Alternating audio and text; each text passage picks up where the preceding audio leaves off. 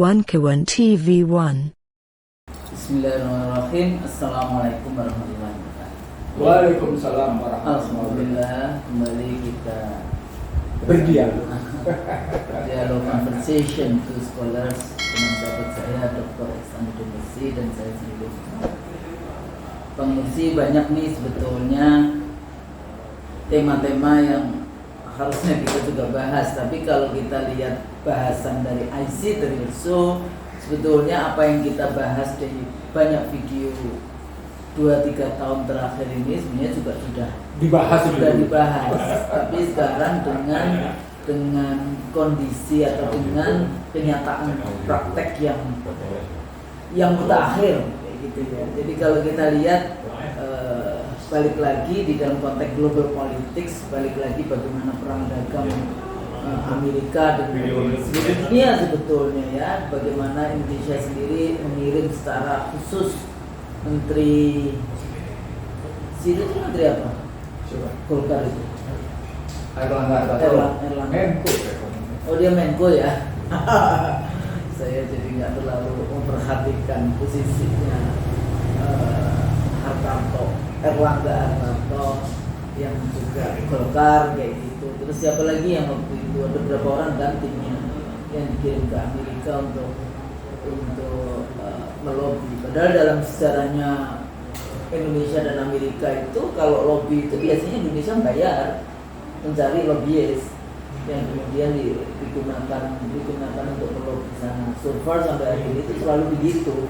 Tapi ini khusus, walaupun kita tidak tahu apa yang mereka lakukan dan ternyata juga gagal dalam konteks ini. Bahkan kemudian katanya sekarang malah ditambah persentasenya. Tapi kita nggak bahas secara khusus di dalam konteks ini. Nanti kita akan Angka itu fungsional aja. Kita lebih ke fundamental. Iya, karena angka dan sebagainya itu biasanya kalau dalam tulisan ada wajib juga sih untuk melihat bagaimana, bukan wajib artinya itu penting untuk memberikan satu argumen di dalam konteks ini. Nah, kalau balik lagi ke kebijakan Trump, kalau kita lihat Trump 1 dulu juga sebetulnya sama kan dengan American First, dengan dia nggak peduli dengan internasional, tapi pada saat yang sama statement dia, bahkan dia memindahkan sebetulnya dulu mengakui Yerusalem sebagai ibu kota Israel kan waktu itu di Trump 1 ini ya, kebijakan di Trump 1. Kemudian ada interupsi Biden dan balik lagi ke Trump kayak gitu. Sepertinya masih melanjutkan kebijakan-kebijakan yang waktu itu belum selesai dia.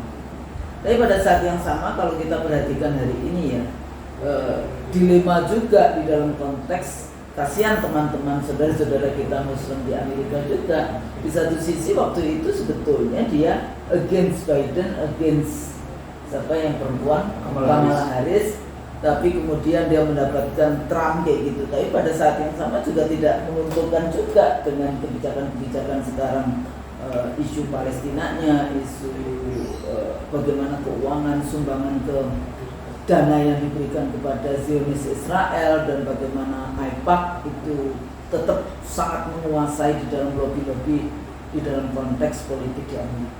Nah, melihat perkembangan baik itu politiknya, kebijakan politiknya Amerika Serikat sendiri, ya waktu itu kita sudah bahas dengan dia menutup atau WHO, kemudian USAID dan sebagainya yang itu akan berpengaruh ke seluruh dunia sebetulnya. Tapi pada saat yang sama sebetulnya nggak usah takut lah dengan kebijakan-kebijakan Trump atau apa saja yang mereka ini. Amerika Serikat juga sangat tergantung kepada seluruh dunia, baik sumber daya alam maupun segala hal yang kecil, sehingga terjadi rush kan membeli produk-produk Cina di sana kayak gitu ya, sampai segitunya masyarakat di Amerika di dalam konteks itu. Jadi di satu sisi kebijakannya targeted kepada negara lain, tapi sebetulnya yang terkena juga rakyatnya sendiri di dalam konteks itu. Nah, kita melihat bagaimana setelah pemilu tahun lalu kayak gitu, kalau kita evaluasi pemilu tahun lalu di Amerika 2024, sampai juga nanti kita bisa evaluasi juga pemilu 2024-nya Indonesia, kebetulan ini bersamaan gitu. Nah, sejauh mana sebetulnya kalau kita mau melihat apa dampak atau dari perkembangan, jadi sebenarnya belum pada level dampak kayak gitu, karena itu kan baru dikeluarkan itu kebijakannya ke seluruh dunia, tarif barrier yang dilakukan, tapi pada saat yang sama juga sudah mulai gitu bagaimana respons, sampai kemudian katanya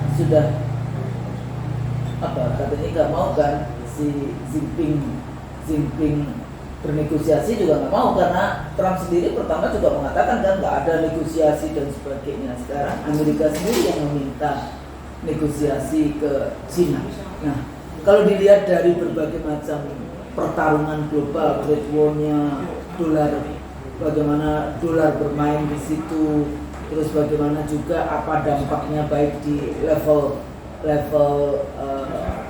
masyarakat Amerika Serikat dan kemudian di globalnya, dan kira-kira lesson learn apa kayak gitu yang kita pelajari dari pertarungan global, baik dari model leadership model Trump kayak gitu ya, yang ada kesombongan tersendiri sebagai penguasa superpower, merasa penguasa superpower, tapi pada saat yang sama juga sangat tergantung kepada banyak negara-negara dunia ketiga yang seringkali kita bahas di dalam video-video kita sebelumnya, karena teori-teori yang kita bahas dari political economy derived from pemikiran-pemikiran yang memang itu berasal dari pengalaman Barat, dalam konteks itu terutama pengalaman Amerika Serikat, karena model neoliberal yang paling terlihat diimplementasikan kan model Amerika.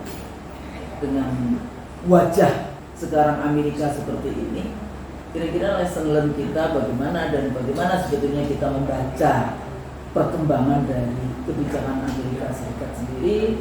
Pada saat yang sama juga nanti kita lihat kira-kira ada nggak sih pengaruh apa ya, kunci gitu ya, pengaruh itu terhadap negeri kita, terutama kalau kita bahas. Jadi kita bacanya gimana nih Pak? Oke. Di 2023 saya diundang oleh beberapa kalangan tentang bagaimana situasi yang terjadi di Amerika ketika waktu itu Biden menunjukkan keberpihakan kepada serikat pekerja, dan keberpihakan pada serikat pekerja di sana itu seolah ada pergeseran keberpihakan dari Wall Street ke pihak pekerja. Tapi pada saat yang sama saya melihat paycheck sebagai upaya Amerika mengatasi kesenjangan yang langsung masuk ke rekeningnya warga negara Amerika itu juga gagal. Padahal itu sebetulnya bagian dari upaya mengatasi kesenjangan. Nah, cerita seperti itu membuat saya, sebelum saya sampaikan ke beberapa forum dan akhirnya saya sampaikan ke kalangan pemuka Asia Tenggara yang dihadiri oleh Mahathir Mohamad juga waktu itu, saya mencoba mundur ke belakang. Saya mundur ke belakang dari New Deal yang dibangun oleh Franklin Roosevelt, dibangun oleh Eisenhower. Jadi dari mulai Perang Dunia Pertama, Perang Dunia Kedua, gitu ya, Amerika yang mulai mengambil alih peranan Eropa, khususnya peranan Inggris, gitu, itu mencoba membangun satu tatanan baru, dan tatanan baru itu digagas oleh Bretton Woods sebagai upaya untuk membangun global dengan gagas pemikiran New Deal, dan kemudian dengan gagas pemikiran Marshall Plan, dengan gagas pemikiran Plaza Accord, dan akhirnya di era Reagan dibangun gagas Reaganism,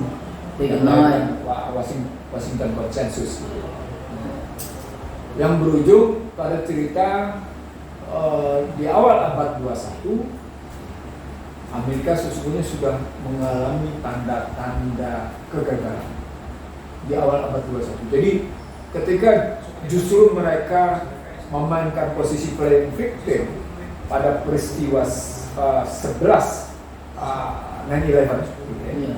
Pada peristiwa 11 September 2001 playing victim itu sesungguhnya gambaran bahwa Amerika sebenarnya sudah dalam posisi jejak langkah yang salah.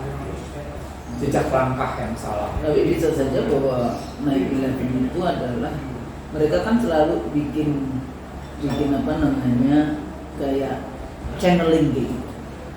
Jadi dia udah tahu ini gagal, kayak MDGs gagal jadi SDGs, nanti SDGs gagal jadi yang kayak gitu-gitu. Jadi sebetulnya 9/11 bisa juga itu tadi kegagalan. Jadi Kegagalan. kegagalan dari proses kemenangan di Perang Dunia Kedua yang ingin mendominasi dengan segala macam kredo globalisasinya. Iya. Kan kalau melihat dari pemikiran mereka kan developmentalism, Iya. ketergantungan, terus globalisasi kan. Iya.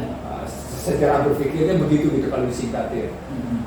Developmentalism, negara berkembang, negara maju kan gitu istilahnya. Iya. Ketergantungan, muncul teorinya Immanuel Wallerstein tentang teori sistem kan gitu.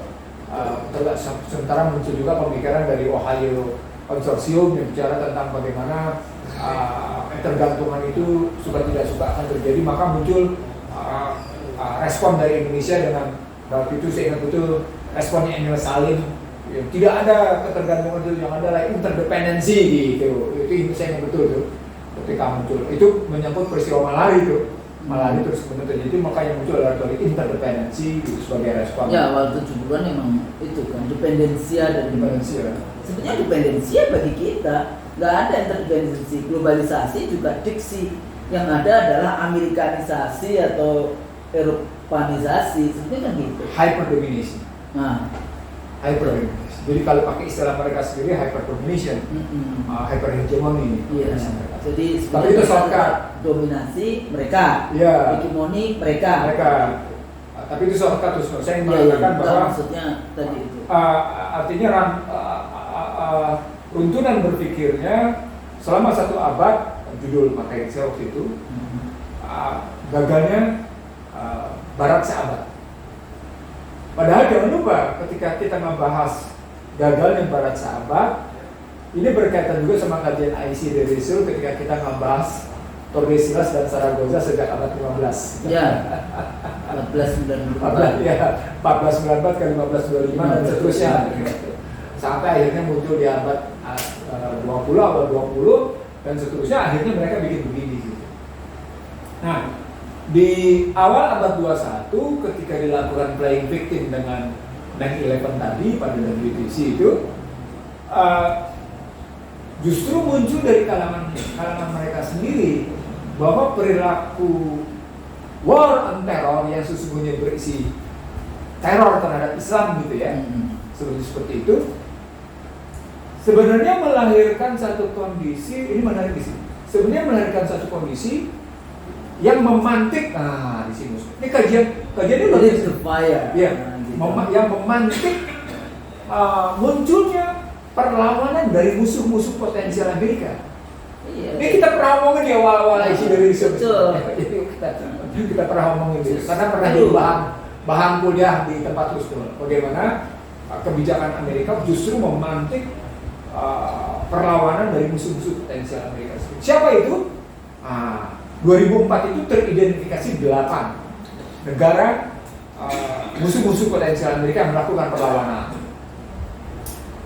Irak sudah kalah kan, tapi cuma tinggal muncul di situ China, Rusia, Iran, gitu ya. China, Rusia, Iran, Korea Utara, di situ Brazil, di situ disebut di situ Brazil. Terus ada lagi beberapa negara Amerika Latin, gitu ya. Yang memang tidak berpihak, ada 8, tapi saya ingat keras sekali gitu ya. Itu 4 negara, Rusia, China, Iran, Korea Utara, Brazil, Syria, Irak sudah tidak dihitung karena sudah jatuh gitu, walaupun masih ada perlawanan. Ada beberapa lagi, tapi itu muncul dalam, silakan lihat di National Defense Strategy of US 2004. Jadi kalau kita lihat National Defense Strategy of US, mereka sudah mencanangkan, mereka sudah menyatakan bahwa musuh-musuh potensial Amerika itu bangkit. Posisi begitu gitu ya, dan itu disalahkan kepada kebijakan Jacob Kobus.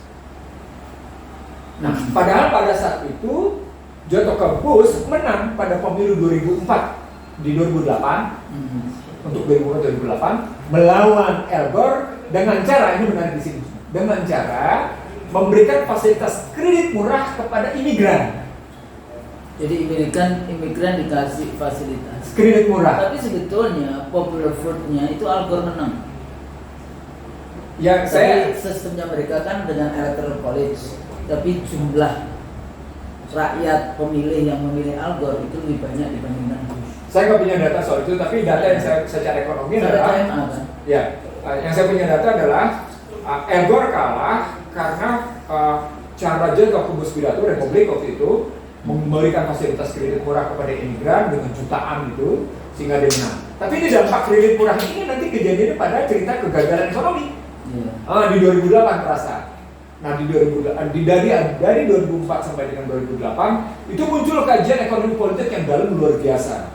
Antara lain misalnya cerita tentang tadi kemunculan musuh-musuh potensial Amerika melakukan perlawanan. Jangan salah, pada 2004 itu Cina sudah dinyatakan sebagai kalian kami benci tapi barang kalian kami rindukan. Itu Dan mulai terbuka kan dalam konteks investasi.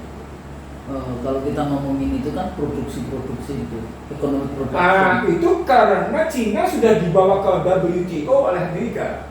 Maka kemudian Cina menambah kemana-mana. Jadi artinya ketika revolusi kebudayaan terjadi di Cina betul-betul menata dirinya untuk siap bangkit pada industri manufakturnya. Nah ini nanti berkaitan nih sama posisi Amerika yang industri manufakturnya mengalami penurunan habis-habisan sejak mereka menerapkan model neoliberal. Ini menarik di sini. Dan mereka bergeser ke teknologi high tech. Jadi sejak Reagan itu. Nah, cerita 2004 seperti itu, Al Gore kalah. Al Gore kemudian dikasih mainan. Mainannya adalah global climate change. Climate change. Jadi Al Gore kemudian pidato ke seluruh dunia dengan tematik unconvenient truth. Pidatonya adalah satu kebenaran yang tidak menyenangkan bahwa iklim global telah terjadi perubahan. Karena itu dunia harus mengatasi perubahan iklim ini. Padahal kalau pakai Naomi Klein, gitu ya, pakai Naomi Klein, cerita pakai kajian teman-teman yang ada bicara tentang ekonomi lingkungan, cerita tentang perubahan lingkungan itu pada akhirnya adalah shock doctrine. Apa itu shock doctrine? Jual kecemasan, maka akan beli perlindungan, gitu. Jual ketakutan. Soft power. Iya. Jual. Mereka akan setelah beli itu. Mereka akan beli perlindungan. Itu bahasanya. Tapi itu gaya-gaya Yahudi sebetulnya. Ya memang itu dilakukan mereka. Soft power itu memang mereka kayak gitu kan dengan segala macam ketakutan yang di. Nah, dari riwayat seperti itu di 2004 Amerika sudah mengalami namanya kekalahan perang dagang di 250-an US dollar. Nah, di 2008 kekalahan perang dagangnya sudah 323 miliar US dollar. Juli itu, maka kemudian mereka memukul lewat yang namanya harga energi. Harga energi waktu itu mencapai 147 dolar per barel dengan harapan, ini yang tidak diduga oleh Amerika, dengan harapan Cina akan terpukul karena naiknya harga energi yang mereka mainkan. Saat itu Amerika masih punya ketergantungan pasokan energi dari 5 negara. Kanada, Saudi Arabia, Kuwait, Irak, kemudian satu lagi saya lupa. Jadi ketergantungan Amerika pada 5 negara dari pasokan energi itu dianggap terjadi yang hal sama pada Cina. Padahal Cina punya kontrak jangka panjang untuk melakukan penyediaan yang namanya energy security, bahkan sudah sampai pada yang disebut dengan resilience energy. Jadi Cina, maka kemudian ketika harga energi naik 140 dolar per barel di Juli 2008, Cina tidak terpukul. Tapi tetap terjadi namanya situasi di mana kekalahan perang dagang Amerika terhadap Cina mengakibatkan apa yang disebut dengan global financial crisis. Semua ekonom di dunia, hampir semua 99% menyepakati bahwa 2008 adalah global financial crisis. Saya dalam kuliah saya di berbagai tempat saya menyatakan penyebab global financial crisis adalah karena Amerika kalah perang dagang dengan Cina. Dan kekalahan perang dagang itu mengakibatkan layoff-nya sejumlah tenaga kerja. Layoff-nya tenaga kerja mengakibatkan mereka tidak bisa bayar utang ke dari Sapra Mortgage. Dari Sapra Mortgage tidak bisa bayar, kemudian ke Fannie Mae, ke Freddie Mac, terkena financial. Gitu. Habis itu dia lain lagi penyelesaiannya Arab Spring. Oh, itu 2010. Ya 2009 udah mulai. 2011. Arab Spring itu 2010-2011. Artinya mereka sedang memperbaiki sebenarnya dalam rangka mencetak uang dengan Arab Spring sambil memainkan politik. Poinnya adalah di 2008 mereka terkena, mereka lakukan Arab Spring 2010-2011 gitu ya. Nah, di situ keluar isu setelah Arab Spring. Apa isu besarnya? Bank Dunia menyatakan ethic in action. World Economic Forum menyatakan apa? Polarisasi sosial makin tinggi. What's the point? Poinnya adalah ketika mereka menyadari neoliberal telah mengakibatkan korporatisme. Apa itu korporatisme? Pasar semuanya dididik oleh kekuatan korporasi. Negara berhasil mereka singkirkan peranannya, maka terjadilah ketimpangan. Itulah keluar kata-kata World Economic Forum. Polarisasi sosial makin tinggi, yang sebenarnya pengakuan tentang tingginya Gini rasio. Sementara pengakuan Bank Dunia tentang ethic in action sebenarnya mengakui bahwa yang namanya China telah berhasil menunggangi WTO sehingga dia menikmati surplus perdagangan dengan berbagai negara. Nah, itu terjadi antara 2010 ke 2015. Nggak puas di situ Husnul. 24 Agustus 2015 terjadilah apa yang disebut dengan Black Monday. Black Monday itu adalah serangan pasar modal Shanghai dengan harapan yuan renminbi jatuh, gitu ya. Cina pasar modalnya jatuh, ternyata enggak. Tagihan luar negeri Cina saja yang menurun dari 1,4 triliun US dollar menjadi tinggal 1,14. Artinya sekitar 260 miliar US dollar. Cina berhasil menahan kekuatan renminbi, gitu ya. Yang terpukul berikutnya adalah rubel. Rubel jatuh memang. Jadi ada dua pukulan. Pukulan pertama terhadap sisi pembayaran, pukulan kedua terhadap nilai tukar. Tapi justru di situ membangkitkan pemahaman. Apa pemahamannya? Tidak bisa lagi tergantung pada sweet code dan dolar. Di situlah muncul de-dolarisasi. Di situlah muncul kemudian masuk dalam posisi Belt and Road Initiative. What's the point? Poinnya adalah cerita tentang war on terror sejak 2001 sampai dengan cerita 2010 sampai bahkan 2015 sesungguhnya mengakibatkan makin kokohnya perlawanan terhadap Amerika. Maka keluarlah bukunya James Petraeus, The Decline of US Empire. Gitu. Itu 2015. Jadi sejak yang namanya Black Monday terjadi 24 Agustus 2015, James Petraeus menulis The Decline of US Empire. Menurunnya peranan Amerika di situ. Nah, disitulah kajian saya muncul, loh ini kok makin kelihatan gitu. Maka sebelum terjadi COVID, saya membawa materi saya kemana-mana. Saya kasih judul gagalnya Barat Sahabat. Nah, gagalnya Barat Sahabat itu dipertahankan mereka untuk menahan habis. Disitulah muncul yang namanya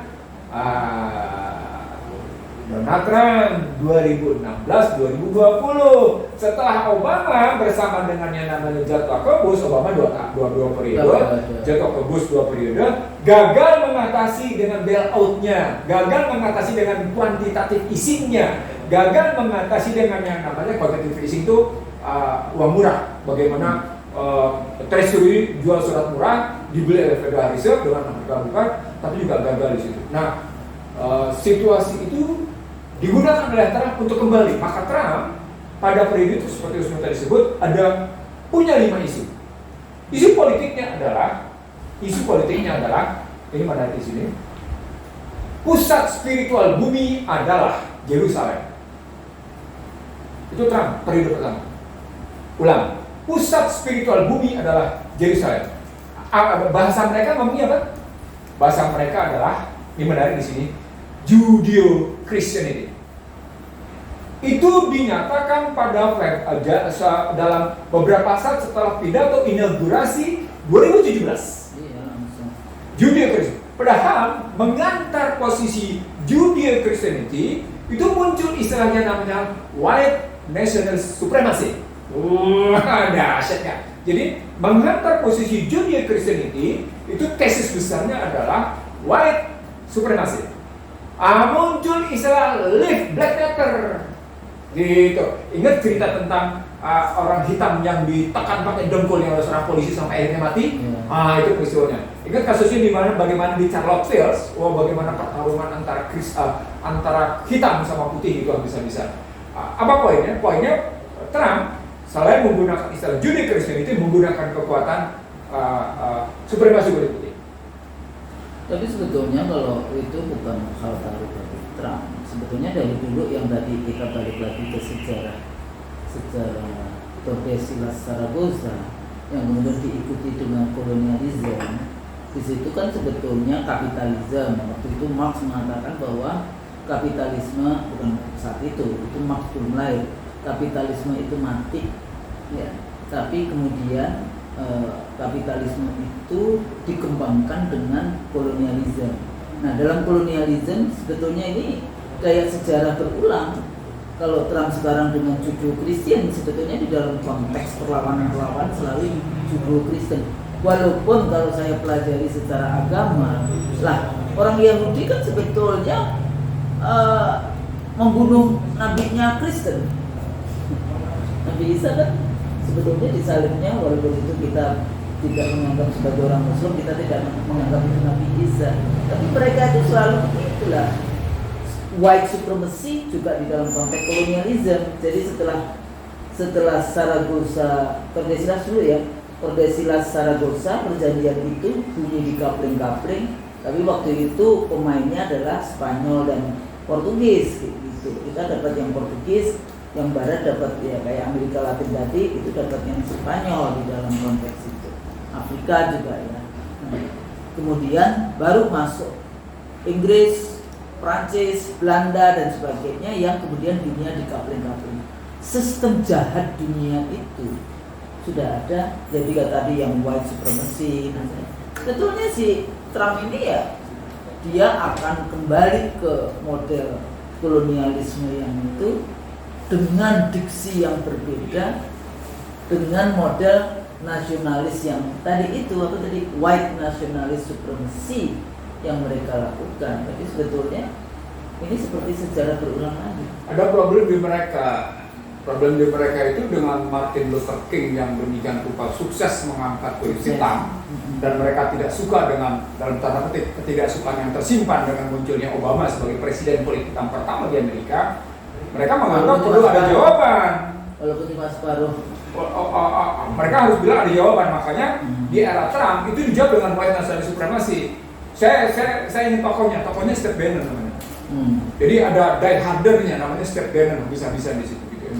Di era kedua juga Steve Bannon tidak muncul dalam kabinet, tapi muncul namanya Peter Hegseth dengan American Crusader nih kalau orang berpikir begitu ya. Tapi lupakan dulu itu. Saya ingin mengatakan supaya sistematik kita melihatnya. Jadi ketika Trump mulai membawa, saya bilang ada 5 tadi. Pertama soal Yerusalem sebagai pusat spiritual bumi, Washington sebagai pusat pemerintahan dunia, gitu ya. Pusat kerajaan dunia adalah tetap London, 3 titik-titiknya.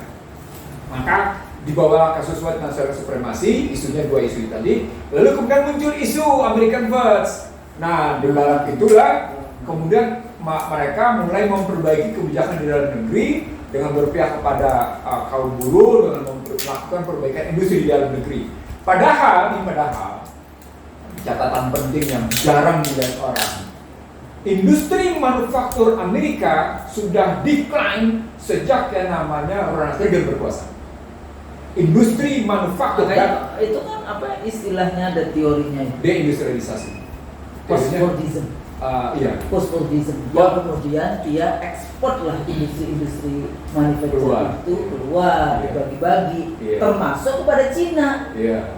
Cina kan dapat apa? Sebenarnya itu bagian dari asal-muasalnya Marshall Plan. Marshall Plan adalah relokasi industri. Jadi tapi kemudian di era Reagan itu makin kelihatan ketika disebut sebagai format apa yang mereka bilang menggeser industri manufaktur ke industri high tech.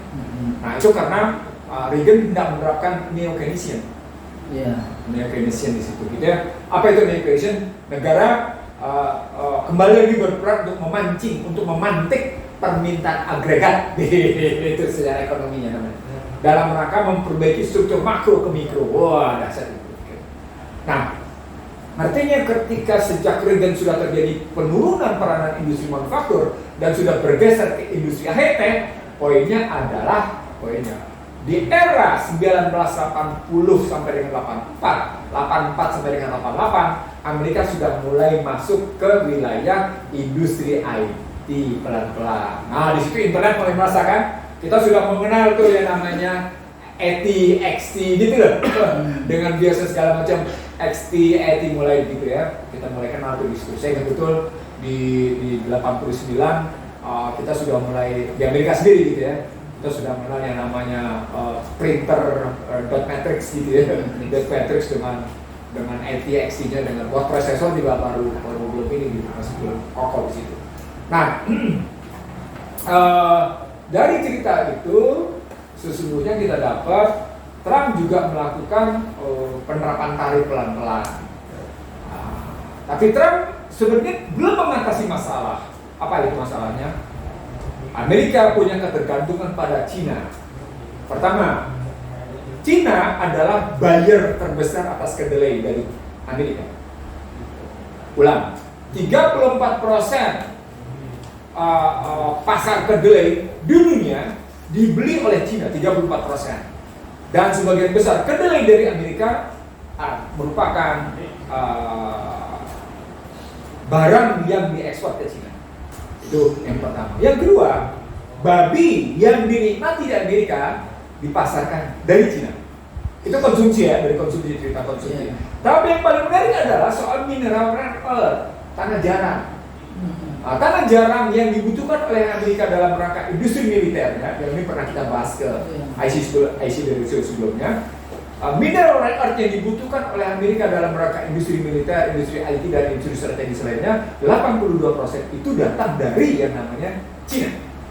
Nah, di situ Trump dan Biden masuk military industrial complex itu kan, dia masuknya di situ tuh. Bahkan ada hal yang menarik nanti di belakang itu. Dari situ suka tidak suka kelihatan Amerika terganggu posisinya. Yang menarik adalah sejak yang namanya mereka berhasil unggul dari segi teknologi minyak yang disebut dengan oil shale dan gas shale, sehingga Amerika tidak punya lagi ketergantungan dari 5 negara untuk pasokan minyaknya sejak 2012 karena teknologi shale-nya, gitu ya. Dan Amerika kemudian menjadi yang merupakan negara bukan lagi net importer, tapi net exporter posisinya gitu ya, walaupun kecil. Itu mempengaruhi posisi bagaimana Amerika tidak lagi sembarangan. Menarik di sini, Amerika sadar bahwa energy price war yang mereka mainkan pada 2008 yang harganya 147 tidak bisa lagi mereka mainkan. Maka yang mereka mainkan bukan lagi pada itu. Yang mereka mainkan di sini terkadang yang macam-macam di sini.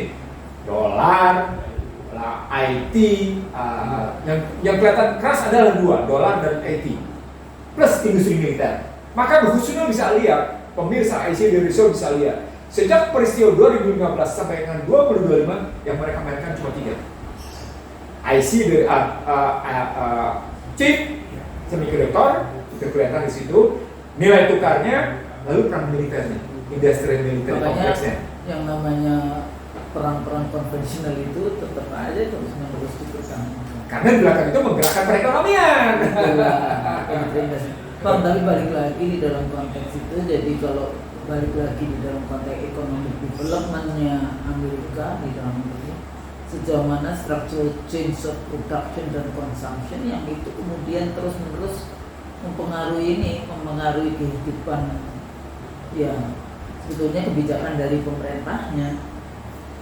Jadi, yang tadi di dalam konteks ternyata juga yang dijual ke Cina adalah produksi untuk tempe di kita kayak gitu. Tapi kalau di Cina untuk apa itu? Macam susu, salah satu susu kedelai macam-macam. Nah, tapi Amerika sendiri dia memang menjual teknologi kan dengan yang tadi saya katakan post Fordism, sehingga dengan fleksibilitas tenaga kerja dan berbagai macam hal-hal lain di dalam konteks produksi ekonomi yang berbeda dengan sebelumnya. Nah, dalam konteks ini dia kan maunya lead ini Amerika, ya, jadi teknologi dia sekarang maunya itu, tapi Cina sendiri juga sudah melewati belum itu pada level kondisi Amerika, sehingga kondisi sekarang ini dia nggak bisa mau udah setara antara Amerika dan Cina kayak gitu di dalam konteks teknologi.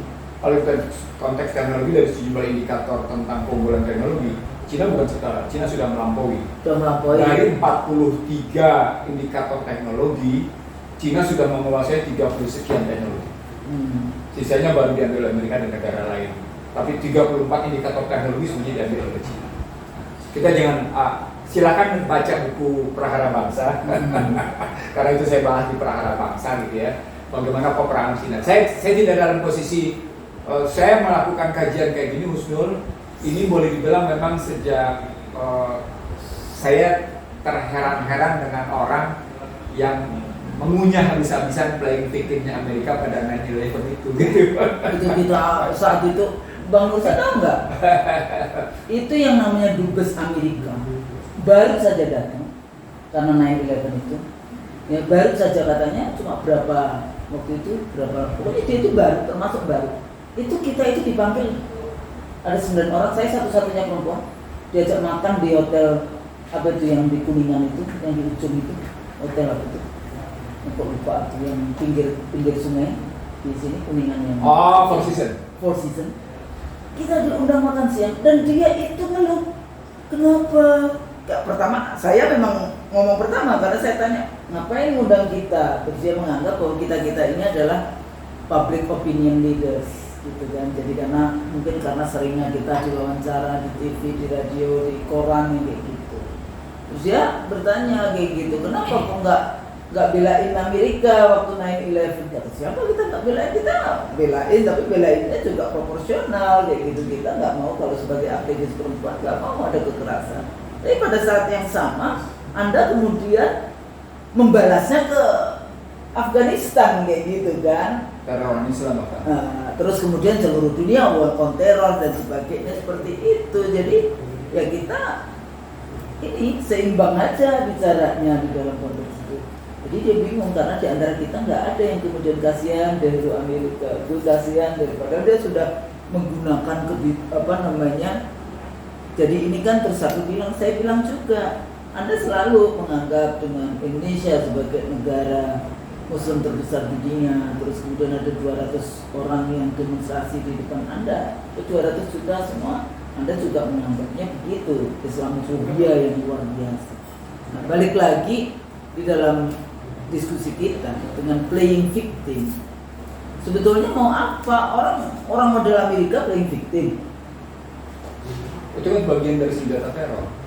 Iya, maksudnya sebetulnya dengan begitu terjadi legalisasi dan pengesahan atas kebijakan teror dunia. Nah, kalau kayak gitu dilakukan dengan cara lain kok. Kan dulu presiden kepala bahwa Amerika diteror oleh kekuatan Islam lewat yang namanya 9/11. Dengan begitu Amerika wajib melakukan perang terhadap teror. Itu ditambah kemudian Guantanamo. Itu di bawah itu berikutnya. Tapi poinnya bukan itu. Poinnya adalah 9/11 itu mensahkan, melegalkan Amerika harus melakukan peperangan melawan teror. That's the point. Iya, cuma kan persoalannya sampai hari ini nggak jelas tentang 9/11 ini. Iya, soal jelasnya paling tidak mereka sah melakukan perlawanan terhadap teror dan kemudian itu legitimate. Iya, sebetulnya melegitimasi. Bahkan disahkan oleh PBB. Iya, PBB kan semua dikuasai oleh Amerika. Ya bukan sekedar legitimasi. Kecuali cuma isu perempuan ya enggak. Bukan cuma sekedar legitimasi, maksud saya secara legal konstitusional dunia Amerika berhasil menunjukkan war on terornya gitu ceritanya. Pidatonya Bush itu. Jadi pidatonya Bush tentang war. Jadi kalau kita ngambilnya begitu, ceritanya di 2015 kayak begitu dan muncul tadi polarisasi sosial tinggi, lalu kemudian war and effect terjadi, dan Amerika bertahan dari posisi harga energi dan mereka tidak mainkan, maka mereka cuma tinggal memainkannya, high technya, dolarnya kan gitu, high technya, perang high technya, bagaimana mereka menguasai itunya, lalu kemudian dolarnya, lalu berikutnya tadi makanan cepat saji dari sistem pembayaran gitu ya di belakang itu gitu. Termasuk yang namanya penggiringan opini karena mereka masih menganggap opini dunia dikuasai oleh Amerika, dan karenanya sejak kekalahan perang dagang Amerika pada 2008 hingga hari ini semua media bahasa Barat selalu menyatakan ekonomi Cina bakal jatuh.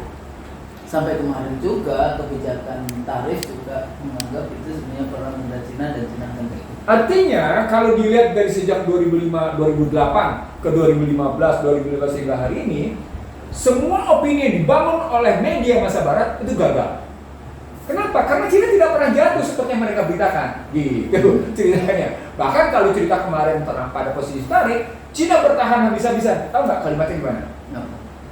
Xi Jinping tidak akan pernah mengambil inisiatif untuk menelpon. Itu kan yang itu diberitakan dengan tegas.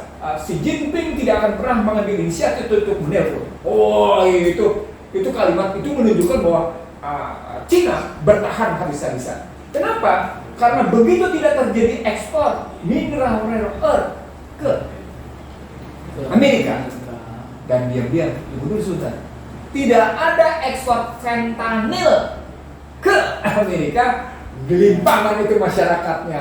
Di situ saya ingin mengatakan riset yang dilakukan oleh Pew dan Gallup menyatakan ini menarik. Jadi riset yang dilakukan oleh Pew Research dan Gallup tentang situasi masyarakat sosial Amerika sesungguhnya sejak COVID hingga hari ini berantakan. Nah ini untuk lembaga-lembaga survei ya. Ini model Gallup survei. Yeah. Pew. Itu bicara tentang yang kayak gini, bukan kemudian gimana caranya orang tidak pantas untuk menjadi anggota parlemen maupun eksekutif dijadikan survei kayak gitu ya, dipuja-puji. Saya ingin membuktikan maaf usul. Kalau kita ngambil kayak gitu, saya bisa mengerti kenapa intelektual Indonesia intelektual BO istilah kita. Oh, saya bisa mengerti itu. Kenapa akhirnya? Oh iya, gue bisa mengerti. Kenapa? Karena situasinya sekarang. Saya bilang gini, saya ngikutin 5 situs yang terjadi di Amerika. Bagaimana mereka menganggap kegagalan mereka itu dibahas secara mendalam.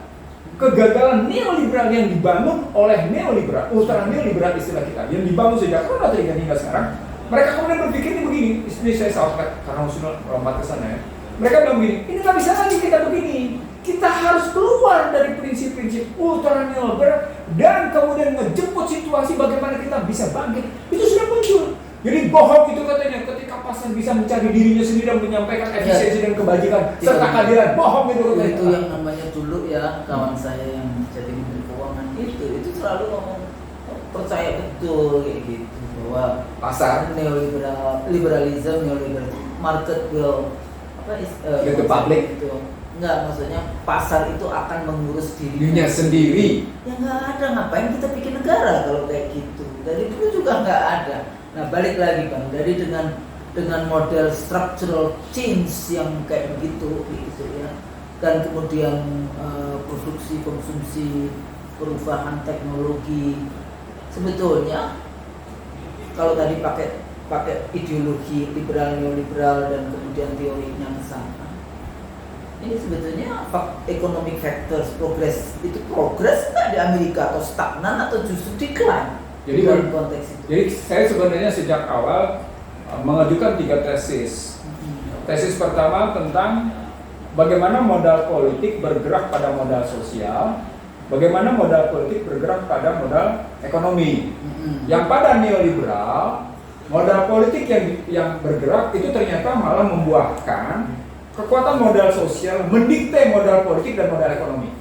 Itu neoliberal. Jadi kalau pakai bahasa akademik yang saya bangun, modal ekonomi, modal finansial yang terbentuk karena neoliberal dan sudah berjalan selama hampir 40 tahun, 40 tahun telah menghasilkan korporatisme di mana kekuatan korporasi mendikte negara dan mendikte masyarakat. Itu konsepnya who hold the big hand. The private itu lead the public. Private lead the public. Balik lagi di dalam konteks yang tadi, kalau kita kayak life standar kehidupan misalnya di Amerika sendiri gimana dengan model kebijakan-kebijakan?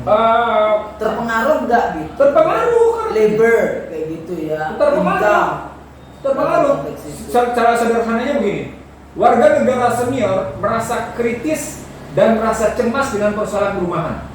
Ya karena di sana itu utang semua. Nah, kalau pakai utang lagi, bahkan sekarang para veteran perang Irak sekarang dalam posisi sangat cemas menghadapi tagihan-tagihan mortgage per hari ini. Bayangin nggak cemas? Jadi kalau orang Amerika itu mortgage, rumahnya, asuransi kesehatan, asuransi pendidikan, bukan asuransi, bayar pendidikan, bayar rumah, bayar kesehatan. Itu Amerika.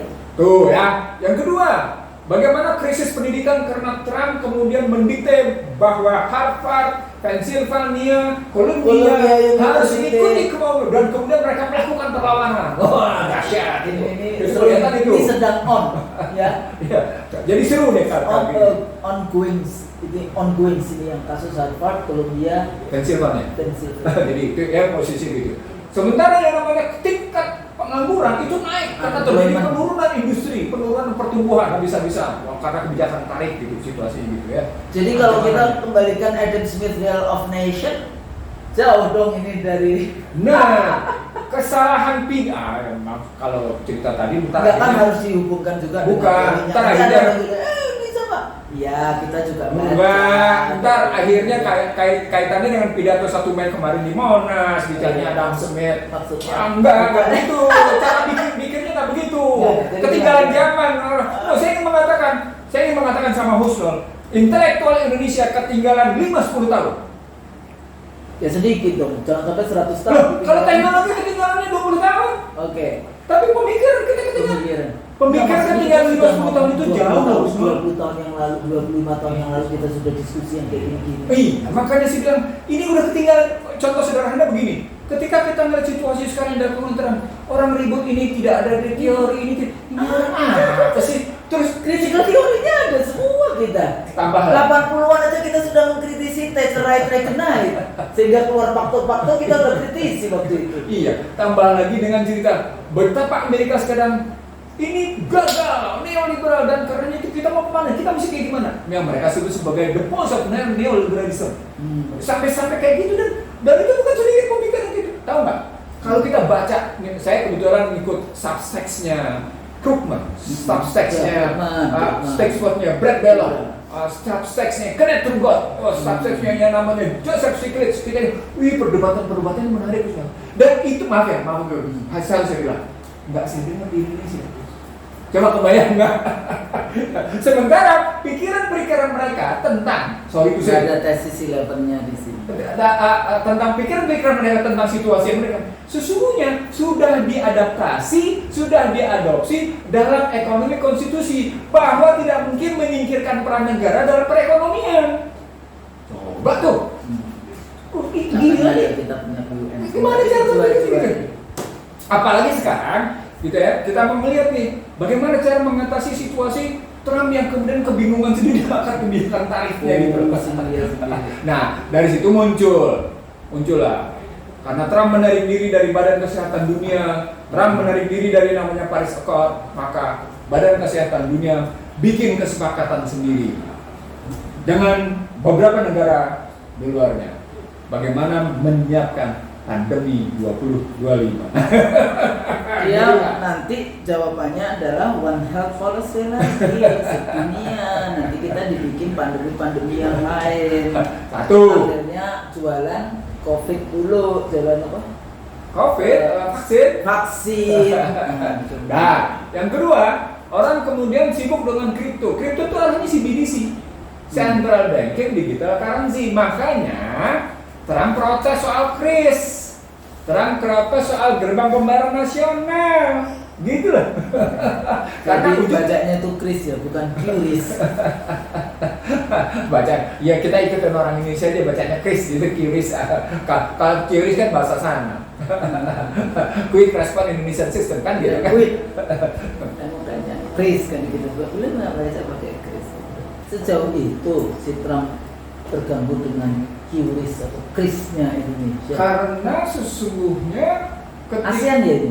ASEAN? Enggak, Indonesia. Indonesia doang ya? Indonesia Nggak bisa tapi dipakai keluar ya? nggak bisa, tapi nggak akan terpengaruh karena seperti juga WeChat itu kan mengakibatkan sistem pembayaran Cina merugikan Indonesia sehingga iya yang kasus di BI Bali. di Bali ya dari pasar 2019 itu. Nah artinya kalau kita mau bilang situasi yang sedang muncul sekarang ini dampak dari bergesernya orang tidak lagi menggunakan swift code, dampak dari orang tidak lagi mau menggunakan dolar, itu tadi mempengaruhi peranan Amerika yang biasanya menghisap satu negara dengan kekuatan dolar. Iya. Menghisap satu negara dengan kekuatan yang namanya teknologi, menghisap kekuatan satu negara dengan yang namanya pendidikan dan Hollywood, gitu. Dan makanan cepat saji dengan pendidikan dan pemberitaan ceritanya. Nah, sekarang kalau kita ngambilin begitu, gitu ceritanya. Dan itu retail tapi sistematis ya. Iya. Karena itu sampai kepada individu-individu di seluruh dunia. Nah karena itu ketika orang sibuk tentang blokade gitu ya, blokade sejumlah produk Israel terkena kan produk Amerika juga.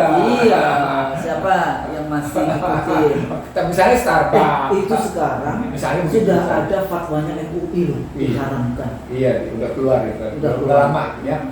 Nah jadi di situ keluarlah kebijakan tadi bagaimana mereka tetap berusaha mengatasi dominasi, menjaga tetap melihara dominasi. Itu makanya ketika Trump menekan tarif, saya menyebut tesisnya sebagai biaya dominasi. Nah, biaya dominasi itu akan keluar lagi nanti minimal pada dua hal yang paling cepat dilakukan. Apa itu?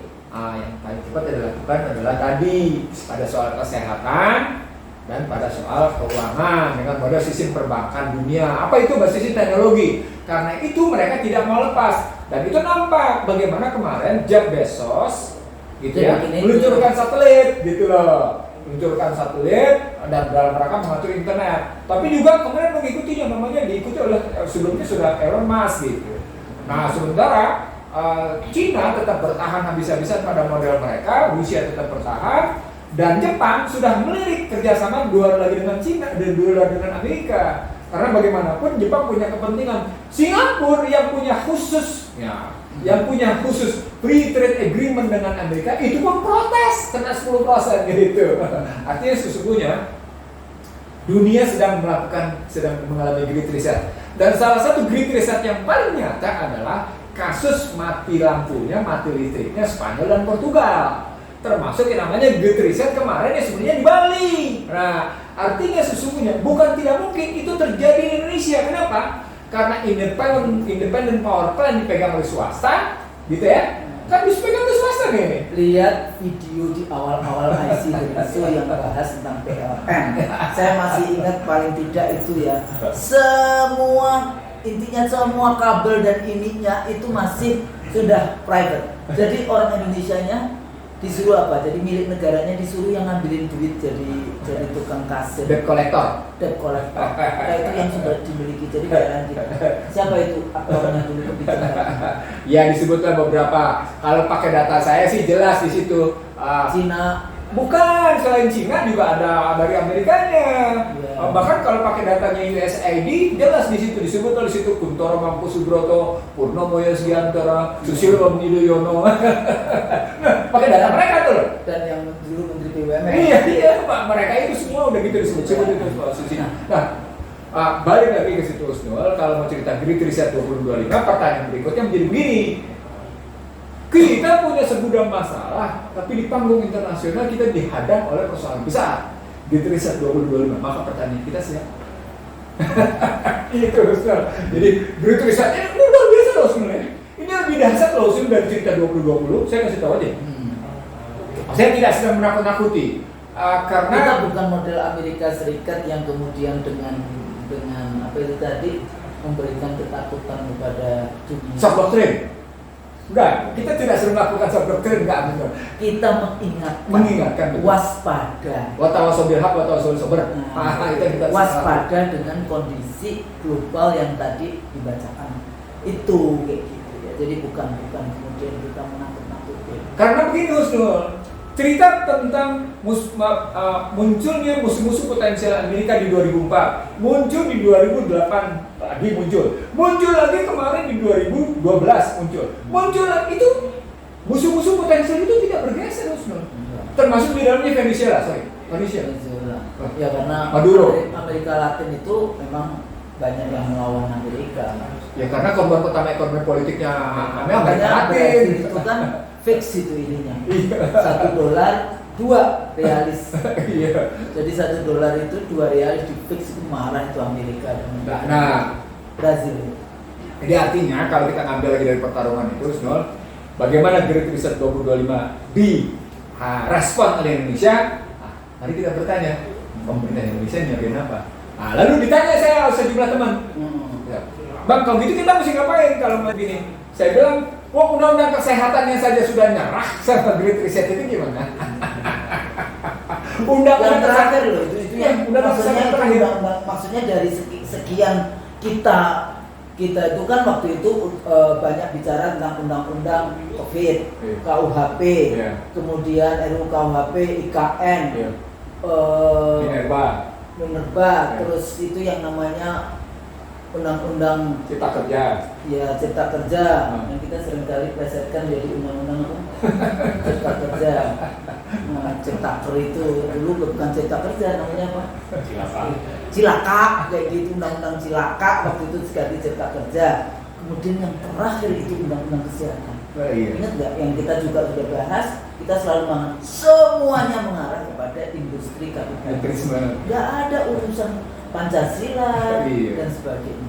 Tapi gini Bang, saya itu juga agak bukan worry dalam arti gini ya, kalau kita percaya Allah itu kekuasaan selalu dipergilirkan. Jadi Amerika nggak usah lo terlalu ini. Satu saat kamu akan dipergilirkan baik dengan Cina maupun dengan yang lain.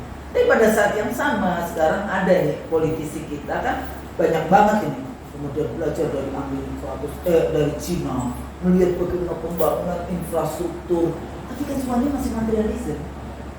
Nah, kalau kita mau mempersiapkan tidak hanya model pemerintah Indonesia menghadapi 2025 Great Reset, bukan reset, reset seperti reset kayak gitu dulu, reset kayak gitu kan, itu tidak hanya pada level materialisme, tapi juga pada level mempersiapkan kualitas dari manusia-manusia Indonesia. Itu bagaimana? Jadi jangan kalau melihat Barat kayak gitu ya, pembangunan dia nggak tahu dulu dia. Kalau saya pergi ke Eropa gitu, ke London, ke Amsterdam, ke Prancis, ke negara-negara yang seperti itu, saya cuma ngomong itu dulu hasil dari uangnya nenek moyang saya nih, kayak gitu ya, kolonialisme kayak gitu kan, diambil kan kekayaan kita ke sana, dibangunlah negeri mereka, kota-kota mereka. Kita masih di dalam konteks kemiskinan. Sekarang kalau kita tanya orang-orang aja juga, negara mana yang paling miskin di dunia? Mereka jawabnya kan Afrika. Afrika itu kan banyak negara mana? Tapi kalau Anda lihat Rabat, Anda lihat Tunis, Anda lihat bahkan di Kenya, ya, yang kotaknya apa kayak gitu, atau saya udah pernah ke beberapa kota di Afrika Selatan kayak gitu. Ya nggak kelihatan, walaupun nanti kalau keluar ya kelihatan. Santi tahunnya itu juga kelihatan. Nah, balik lagi ke situ, mental kita di dalam melihat kondisi tadi ya, structural change of production, consumption, perkembangan dari teknologi, industri, militer dan sebagainya. Sebetulnya kita melihatnya seperti apa? Kalau kita bahas lagi economic development ala Pancasila, masih ada nggak kita memikirkan? Atau kalau Bang Mursi selalu mengatakan constitutional ekonomi, kayak gitu. Itu gimana? Dari konstitusinya ada demokrasi dan ada. Ini pertanyaan 45 kita balik lagi. Jadi menarik Nusnul. Sebenarnya sejak 2015 ke 2025 ini kita diberikan pembelajaran mahal. Ya. Bagaimana Iran misalnya yang diembargo habis-habisan menyatakan kami mendapat karunia ketika kami diembargo. Wah, gitu ceritanya. Sebaliknya, Korea Utara yang dipolis habis-habisan malah berhasil menimbulkan ketakutan Washington. Bahkan ketika yang namanya Rusia menyerang Ukraina, Korea Utara membantu Rusia. Walaupun kemudian pemberitanya menyatakan 1.000 tentara Korea Utara mati ketika melawan Ukraina. Wah, itu pemberitanya kayak gitu. Tapi ternyata tetap aja groundnya Iran, kekuatan militernya Korea Utara ngebantu yang namanya Rusia, kan gila. Ini yang terakhir kemarin yang waktu Iran dihabisi juga. Iya, wah itulah sampai presidennya kena kan. Iya. Begitu juga yang namanya jenderalnya Qasim Soleimani kena itu. Kan ada Kalau presidennya itu kan jatuh, berarti itu urusan intelijennya itu. Ya pakainya kena Qasim Soleimani, presidennya terus sama kejadian di Damaskus yang sebelumnya gitu ya. Poinnya adalah Iran itu menunjukkan daya tahan, Korea Utara itu menunjukkan daya tahan, Afgan itu menunjukkan daya tahan, Syria itu menunjukkan daya tahan. Yang paling menarik siapa? Turki dan Venezuela. Turki kurang diajar habis apa? Inflasi 65% tapi tetap punya sikap. Venezuela Maduro kurang diajar apa? Sampai dibilang, sorry itu sih ya, sampai disebut nasionalisme, sorry itu sih ya, nasionalisme. Nggak enak nyebutnya. Jadi pakai mau berita mereka nyebutnya nggak enak sekali. Karena dituding nggak bisa. Sampai kalau SBY kan pernah dibilang lendak tuh. SBY pernah dibilang lendak, bebek ngesot. Tapi kalau yang namanya Maduro itu dituding nggak bisa sebagai nasionalisme. Wah, pokoknya bisa nggak perlu taruh. Nah, dari sana saya ingin mengatakan bahwa sesungguhnya Indonesia itu kalau mau, sorry itu saya, kalau mau pengambil kebijakannya cerdas, kalau mau intelektualnya bukan intelektual bio, dia punya kok jalan keluar semua. Banyak. Wow. Kita kaya sumber daya alam, manusianya juga banyak, walaupun pendidikannya rendah. Jadi Great Reset 2025 itu tetap memberi harapan. Habis kalau memilih leadersnya nggak pakai cawe-cawe sih, atau pakai cawe-cawe ya. Jadi kalau sudah sampai di situ, nah ini jadi berarti balik lagi ke tesis IC dari Shoka yang sejati ini. Kata kuncinya tetap namanya pada kepemimpinan. Nah, sementara kepemimpinan itu dihadapkan oleh 5 indikator, 5 variasi, 5 varian. Leaders as leaders, leaders as fighters, leaders as managers, leaders as operators, leaders as janitor. Janitor. Itu artinya kita punya beberapa variasi di situ, Husnul. Leaders as leaders itu pemimpin sejati. Leaders as leaders, leaders as fighters gitu ya, masih bagus. Leaders as managers, tapi bukan leaders as operators, bukan leaders as janitor. Ya, kita sekarang lebih banyak janitor, even operator juga kayaknya tidak kesana gitu, karena semuanya memikirkan dirinya sendiri dan nggak peduli negara sudah kedaulatan sudah terjual dengan harga murah dan tanpa rasa malu dan sebagainya, dan itu sebenarnya kebiasaan kita sih. Ya, as a scholars ya, akademik di dalam konteks student. Tidak bermaksud menghina siapa. Makanya aku nggak mau siapa orangnya. Ya. Anda melihat aja. Makanya kalimat kita juga bukan leaders, bukan dealers. Ya. Leaders. Oke. Tapi Bang, ya, pada saat yang sama, apapun kalau kita melihat, kan kita juga, karena ini juga akademik dan theoretical perspektif ya, paradigma kayak gitu. Yang tadi bahas paradigmanya, model paradigma Amerika dan sekutunya yang Eropa Barat, bicara tentang liberal dan neoliberal, mereka itu seyakin bahwa itu adalah jalan yang benar. Dan sekarang terbukti gagal. Nah, sementara kalau Cina, Korea Utara itu ada ya, Rusia masih ada komunisnya. Sementara kalau John Locke kan mengatakan jangan serahkan kekuasaan kepada ateis karena nanti dia nggak ada limitation. Dan ini juga perlu mendapatkan perhatian. Gitu. Jadi kalau kita bicara tentang kiblat dari pembangunan, kiblat dari gimana sih political economy, mau nggak mau kalau selama ini kita selalu negara-negara dunia ketiga yang kaya raya, yang kebetulan Muslim, ya harus kembali lagi.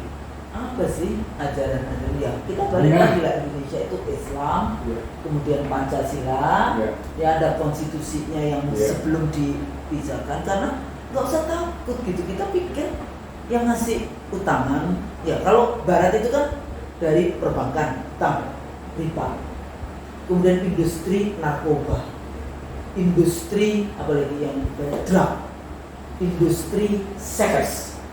Karena ini semuanya industri-industri yang dilarang sama Islam. Mana barokahnya? Mereka memang hidup di situ. Hidupnya dari situ. Makanya kenapa kalau kita bahas termasuk industri perbudakan, slave, sekarang bahasanya pengusik, itu terus-menerus harus kita ultra modern slavery system. Ultra modern slavery system. Ya. Ya, jadi kita sepertinya Anda bekerja di industri Hebat, IT di lantai 65 dengan pakai dasi, tapi Anda sebetulnya cuma setruk budak dari multinational corporation yang itu sudah memakan apa yang terjadi sekarang. Private republiknya Amerika ya. Trump itu punya Trump Tower. Kalau ada yang pernah pergi ke Manhattan di Fifth Avenue, itu nggak jauh dari sebetulnya ininya Indonesia, konsulat jenderal yang bukan UN ya, yang Indonesia konsulatnya itu di 68th Street. Itu nggak jauh jalan kita ke Fifth Avenue, yang kemudian itu di situ ada Trump Tower. Jadi Trump Tower masuk di situ bagaimana nih? Ya memang dia mau bisnis, makanya temennya Elon Musk, temennya yang kayak gitu-gitu ya biasa saja bagi dia. Dan dia sekarang menggunakan negara untuk mengimplementasikan bisnisnya dia. Cuma kan bisnis kan ada yang untung, ada yang buntung kayak yang bilang. Nah, dalam konteks konsep kayak gitu tadi, pemerintah Indonesia harus bagaimana? Itu harus ini Mbak, kita bahas. Indonesia kita siap enggak? Yang jelas enggak, dari pikiran mereka masih beho kepada model Amerika, menganggap bahwa itulah ini. Tapi di dalam tingkah laku sebagian mereka percaya dengan Cina karena 10 tahun rezim sebelumnya itu kan connecting kepada obor, ya kan, One Belt One Road, dan kemudian diganti diksinya karena itu dapatkan perlawanan, diksinya diganti BRI. Nah, bahasa Indonesia kalau bahasa Inggrisnya Belt Road Initiative, BRI kayak gitu kan. Nah sekarang ini apakah ini berubah nih?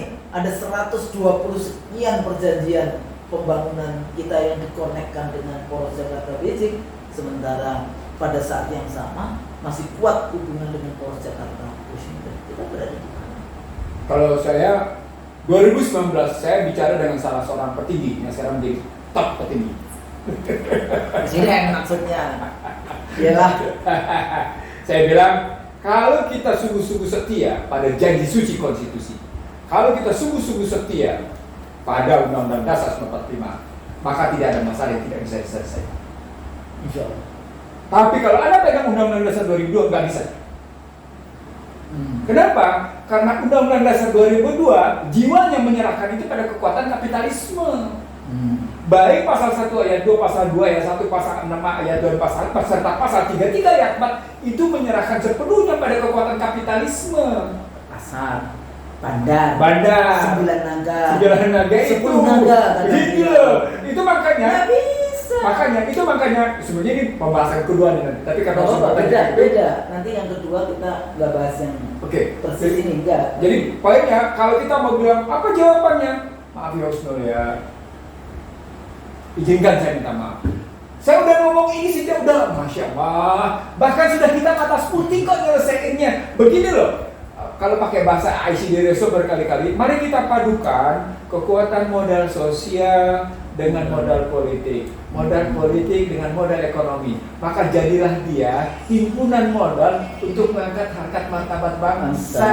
Bukan hanya modal ekonomi yang mengakibatkan korporatisme mendikte negara, state versus corporate. Wah, kan gitu kan, corporate versus state. Maka menang corporate. Itu Undang-Undang Dasar 2002. Tapi kalau itu kan tesis liberal, menang korporat.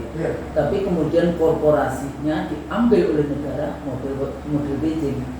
Itu state capitalism. State capitalism itu dalam model Undang-Undang Dasar 1945 yang asli, yang 1845, sebenarnya membangun keseimbangan antara state capitalism, corporate capitalism, dan hybrid state and corporate capitalism yang disebut dengan cooperative capitalism.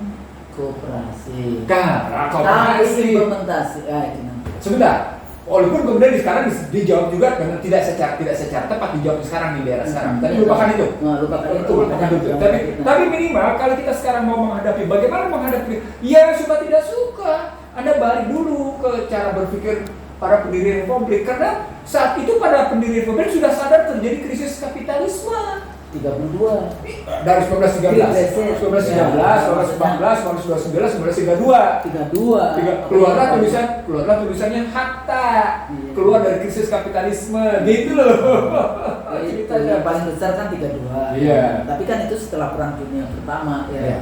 The abolition of Turki Osmani. Iya. Kemudian Perang Dunia Pertama, abolisi Islam, dan kemudian UN, IMF, World Bank, dan kemudian terjadi Great Reset yang economic reset yang luar biasa. Itu Bretton Woods. Ya.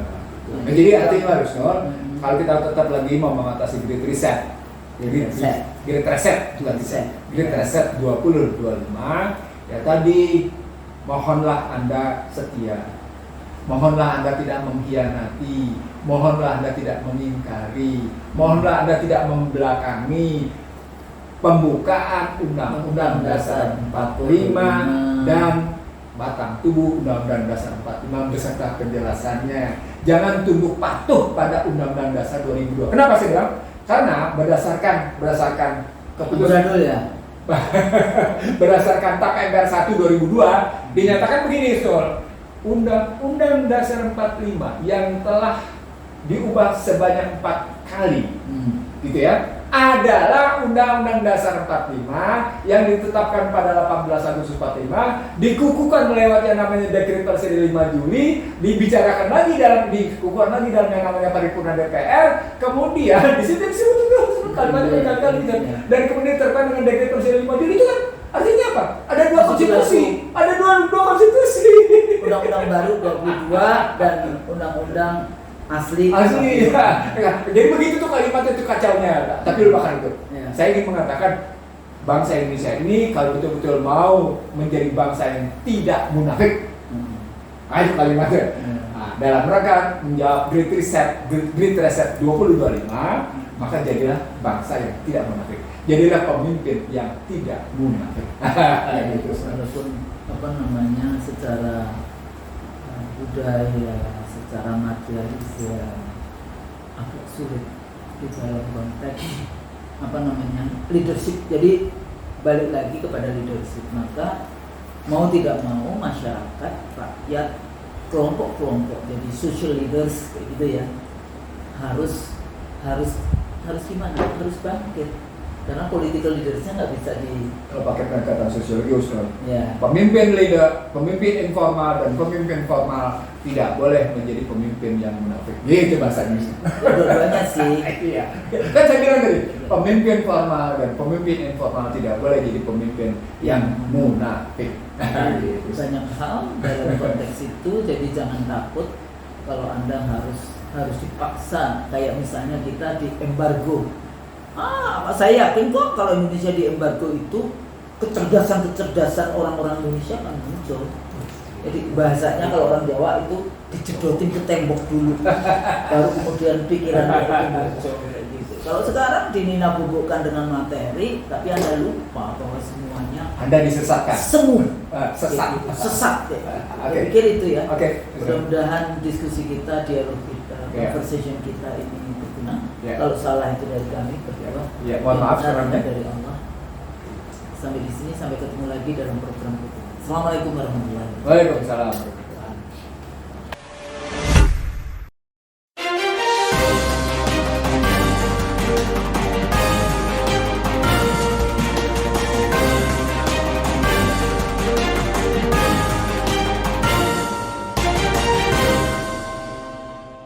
One Kawan TV 1